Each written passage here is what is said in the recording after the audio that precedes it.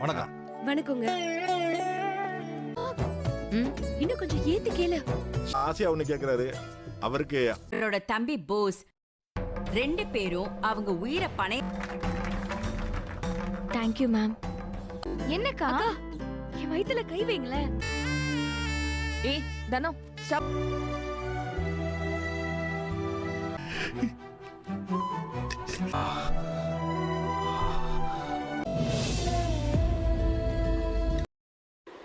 இன்னைக்கு சின்ன மருமகள் சீரியல்ல ராஜாங்கம் கிட்ட எம்எல்ஏ வந்து சந்தோஷமா மேரேஜ் பத்தி பேசிட்டு இருக்கிறத பார்த்து எல்லாரும் ஃபேமிலியில இருந்து அசம்பிள் ஆயிடுறாங்க. மாப்பிள்ளைக்கு என்ன கார் வைக்கலான்னு மாப்பிள்ளை விருப்பத்தை கேட்க வந்திருக்கிறதா எம்எல்ஏ சொல்றாரு. அதோட நிறைய கேட்டலாக் புக்ஸையும் கொடுத்து செலக்ட் பண்ண சொல்லி கொடுத்துருக்காரு.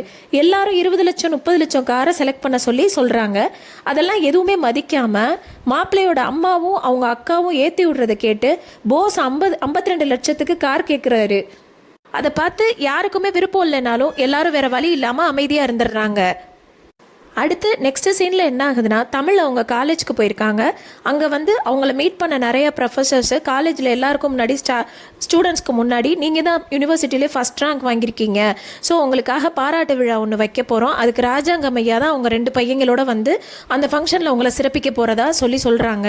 இதை ஃபஸ்ட்டு வந்து பாராட்டு விழா கேட்டு சந்தோஷப்பட்ட தமிழ், ஆனால் ராஜாங்கம் ஐயாவும் அவங்க பசங்களோட வந்து சிறப்பிக்க போகிறாங்கன்னு கேட்டோன்னே லைட்டாக ஃபீல் பண்ணுறாங்க. அடுத்த சீனில் என்ன ஆகுதுன்னா, சேது ரேடியோவில் ஒரு பாட்டு கேட்குறாரு. அதை கேட்டோன்னே முதல் நாளையோ அதுக்கு முன்னாடி நடந்ததை நினச்சி ஃபீல் பண்ணுறாரு. அவங்க ஒய்ஃபை வந்து நிறையா கஷ்டப்படுத்தி பேசினதை நினச்சி ரொம்ப ஃபீல் பண்ணுறாரு. அதுக்கப்புறம் நைட்டு அவங்க ஒய்ஃபு அவங்க அக்காவோட இவங்களோட எல்லாம் சந்தோஷமாக குழந்தை துடிக்கிறத சொல்லி பேசிகிட்டு இருக்கிறப்போ அந்த ரூம்குள்ளே என்ட்ரானோன்னே எல்லாரும் அமைதியாகிறாங்க.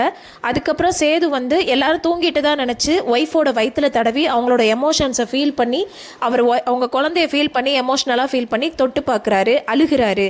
இதை வந்து எதுவும் கண்டும் காணாது போல் தூங்கிட்டு இருக்கிற மாதிரி நடிச்சிட்டு இருக்கிற தமிழ் அதுக்கப்புறம் அவர் எந்திரிச்சு போனோன்னா அழுகிறாங்க.